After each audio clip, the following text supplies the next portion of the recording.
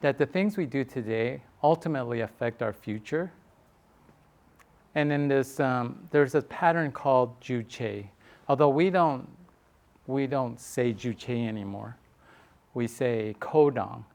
But the meaning of Juche is that man is in control of his own destiny. You are in control of your own destiny. And I was thinking about this, and it is true. Don't rely on other people so much. Don't rely on me. Don't rely on your parents. I mean, you got to rely on them. But at some point in time, you've got to take your own action. Don't rely on your government. As I'm getting older, I'm kind of wondering, am I going to get my Social Security? Maybe, maybe not. Rely on yourself. Man is in control of his own destiny. So the things that we do today ultimately affect our future. Sometimes small, sometimes big, sometimes good, sometimes bad. But it's true. And I wanted to share my own personal experience, and that is, why are we here today? When I was doing Taekwondo, I was older. I was 18 years. I started when I was about 18. It was when I was in college. I actually didn't become a black belt when I finished college. So I guess it took me about 4 to 5 years. So some of you guys that are like, oh, can I be a first degree in a year or 2 years? I'm older, I'm an adult to learn all the requirements. So the answer would be no, it doesn't. It takes a while. It does take a while. But, so I graduated from college before I became a black belt, and I went to UC Santa Barbara. You guys know where UC Santa Barbara. That's a great school. You guys should go to that school. Miss Ambra says, oh, no. Santa Cruz. Santa Barbara is a party school. Oh, no, it's not. Anyway, I went to UC Santa Barbara, and my parents lived up in Santa Rosa. So I was going to move back home to Santa Rosa. If you don't know the distance, that's like an 8-hour drive.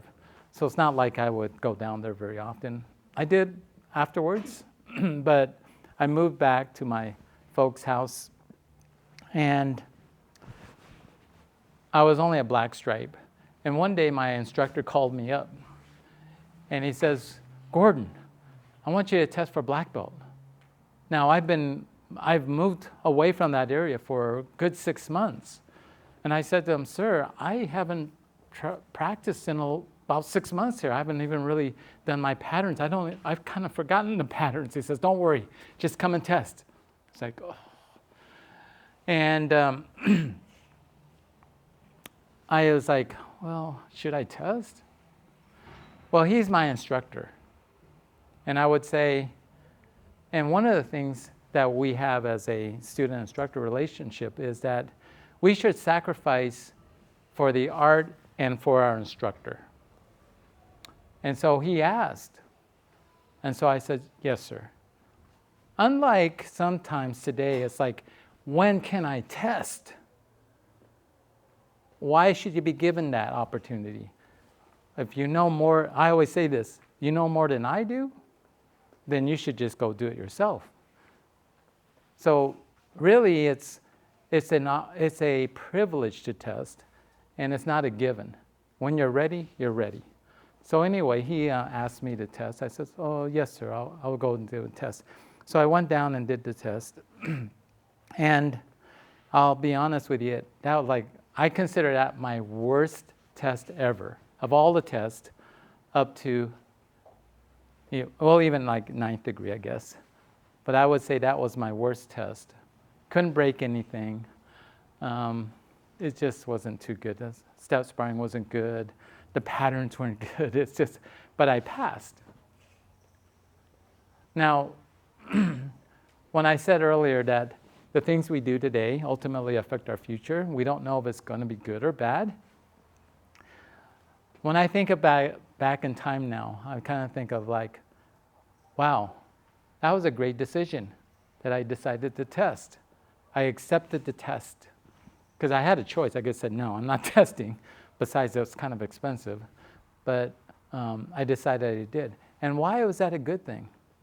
If I didn't do that, you and I would not be here.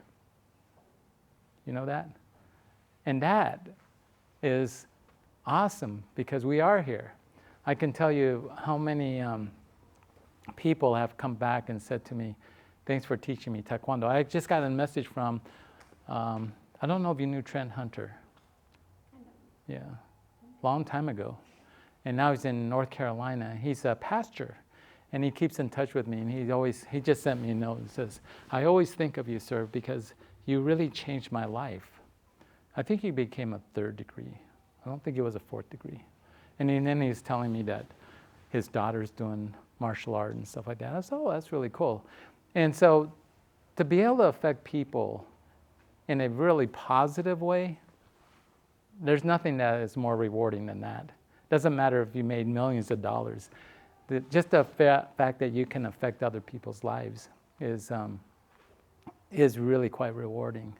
If I had a chance to go back in time and start it earlier, I would say yes, I would.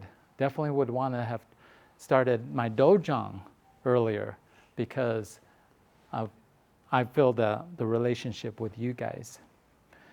Anyway, so this is a moment for you guys that have moved to 1st degree black belt.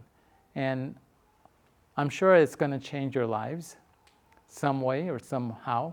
I know people that come back and say, you know, I really missed it when I was training. I was the best shape of my life. And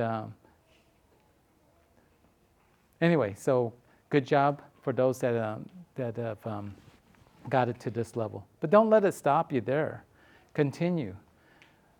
We can affect other people's lives. I never thought that I would. I never thought I would be teaching. As a matter of fact, when I graduated from college, a friend of mine says, what are you going to be doing? I says, I don't know. And one of the guys said, well, you could be a Taekwondo instructor. I said, no way am I doing that.